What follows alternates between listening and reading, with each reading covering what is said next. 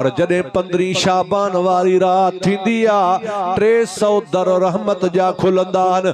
हर दर मंझां कुदरत जो आवाज़ ईंदो आहे को बीमार जंहिंखे शफ़ा ॾियूं, आहे को बे औलाद तंहिंखे औलाद ॾियूं, आहे को बेरोज़गार उनखे रोज़गार ॾियूं, आहे को घुरण वारो उनजी सदा पूरी कयूं।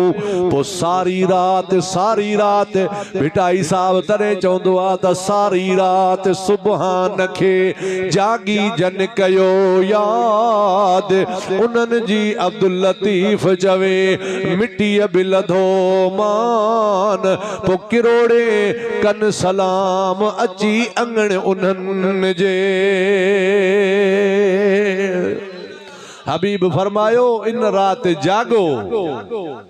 असांजा नौजवान वर चवंदा आहिनि फटाकन वारी ईद आ, आतशबाज़ी वारी ईद आ। ई फटाकन वारी ईद नाहे, रब खे परजाइण वारी ईद आ।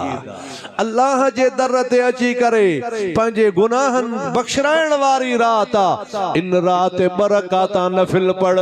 होॾे हुन हज़रत ईसा अलैहि सलाम जे उम्मत जी 400 साल जी इबादत तुझो बरकातू। तू 4 पढ़ 8 पढ़, पर नेक बाना दरवेश अहिड़ा बि आहिनि जेके 50 रकातूं पढ़ंदा आहिनि, 100 रकातूं पढ़ंदा आहिनि, तस्बीह नमाज पढ़ंदा आहिनि। इन रात माण्हू क़ुरान पाक जी तिलावत कंदा आहिनि। जेतिरो बि जागी सघो, जंहिंखे जंहिं शइ जी ज़रूरत आहे अल्लाह वारनि जो वसीलो ॾेई भले घुर्जे, दरगाहुनि ते वञी भले घुर्जे।